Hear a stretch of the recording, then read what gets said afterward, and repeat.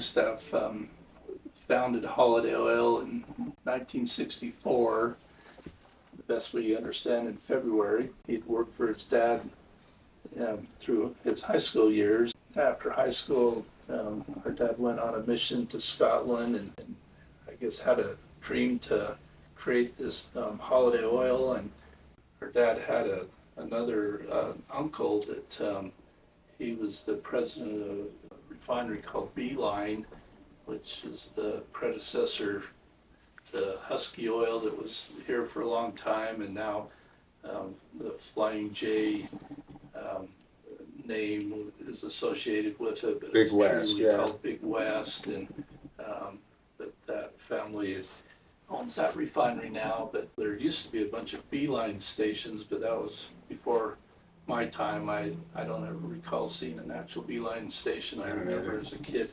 having little stickers or logos that I had in my bedroom. Anyway, those were stations that, for whatever reason, I don't know if it was economy issues, but they closed a lot of them, and our dad's Uncle Stan would tell Jerry that, hey, if you want to give this one a try, go for it. And so they'd work out some agreement, and he'd go open it up and try to make some money, and if they were successful, he kept on paying the rent every month, and if they weren't, he'd give them back to his uncle or to Beeline and move on. So, but that's where several of our stores started from, and some of them I think are still, in existence on the properties. What I remember, Dad always talked about that those stations that he leased, nobody else could make them successful, and that's why, Uncle Stan said, well, since you're my relative, I don't want to show any favoritism. Nobody else can make these work.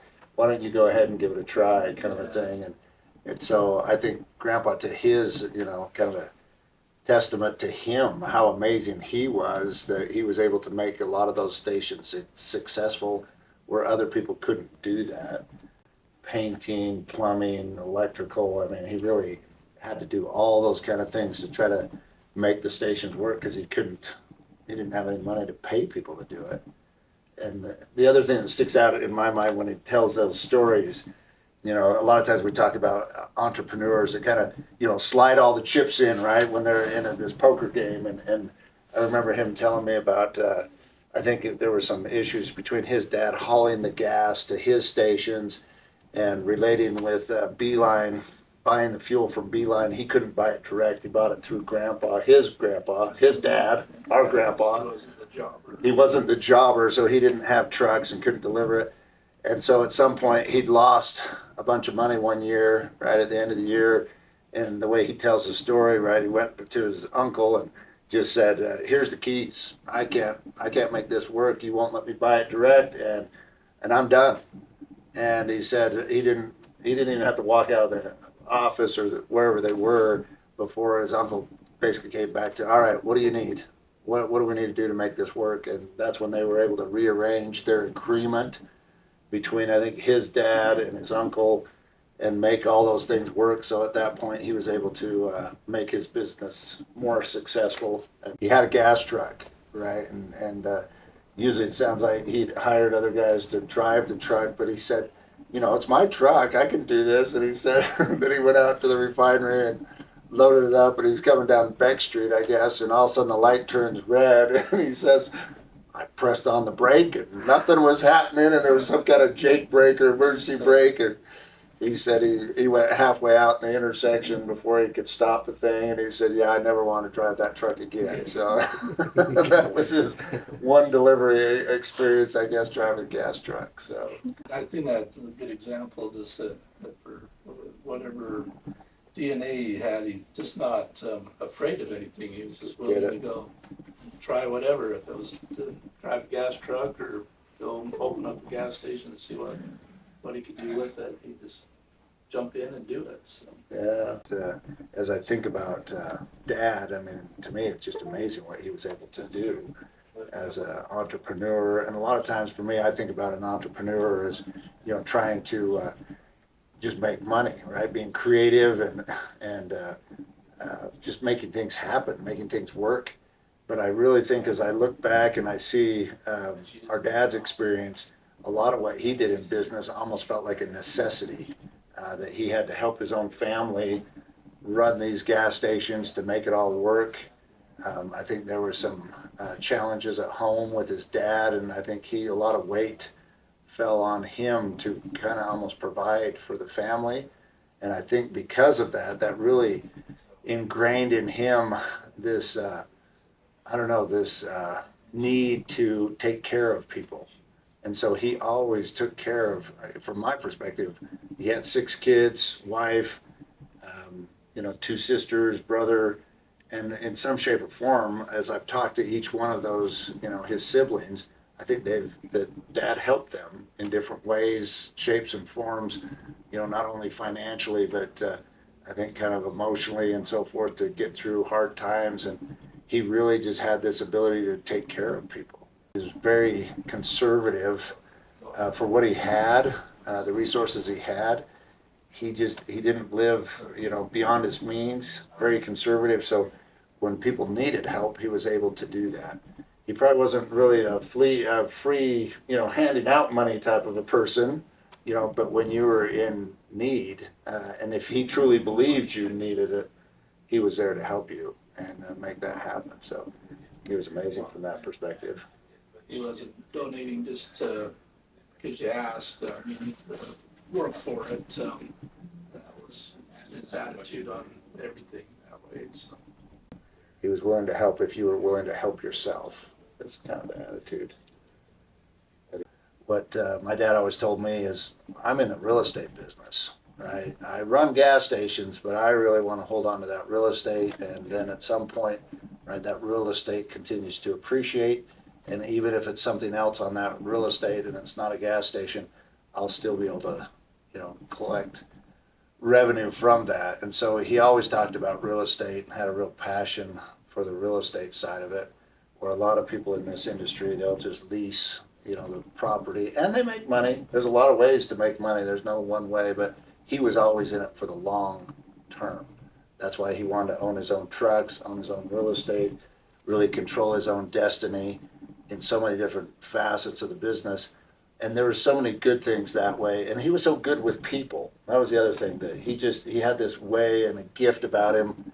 We haven't even touched upon that. He was one of the founding commissioners of West Valley City, helped start that city and create that, and did a lot of amazing things. It was fun, especially at his funeral, how many people came up to me that I didn't even know them, but they would tell me amazing stories about my dad and the things that he'd done, whether it was through the city, whether it was a church group that he was involved with, different things. And so he was just a great personality. Like I said earlier, he wasn't afraid of people's position or title and stuff, and he, because at least for me, you to go talk to the mayor of the city or something, there's a little intimidation there, and anyway, he just figured those things out and made them his friend, and I think they considered our dad their friend.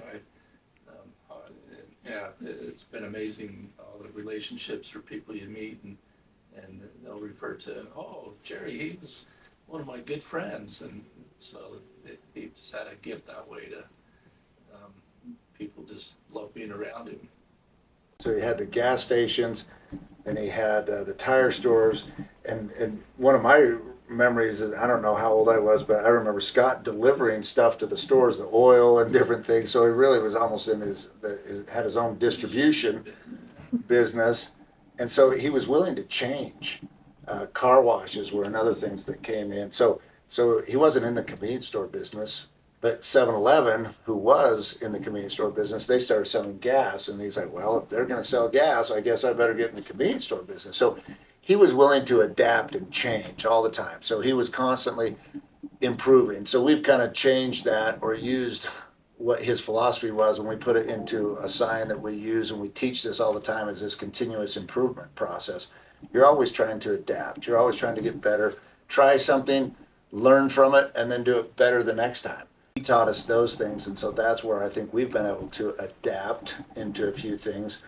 really over the next, 50 years, we've just continued to kind of do that same process over and over. So things have changed. The convenience stores have gotten larger, more tanks, well, bigger tanks, more pumps, car washes, and we've expanded our footprint to where we're up north, up in West Haven would be the furthest north, and down in Santa Quin. And so our footprint's gotten a little bit bigger. And then, I don't know what it's been, 3 or 4 years ago, we started getting into the distribution side of things. And so now we have our own distribution for all the convenience store goods. The trucks on the delivery, gas trucks, that's continued to grow. And now we actually haul some gas for other people and do that. And that business has continued to grow. So a lot of amazing things, but I think what makes us different and special is that we still have, we truly are a small family business, and a lot of our employees, I think, really resonate with that. They can talk with us when there's issues, problems, concerns. We do our best to address those things as soon as possible and try to work with people. And we realize that all of our team members are no different than us, and we all try to work together. Our goal, my goal, personal goal, is to compensate everybody as much as we can. We want everybody to be as successful as they can in the areas that they choose to spend their time and their pursuits.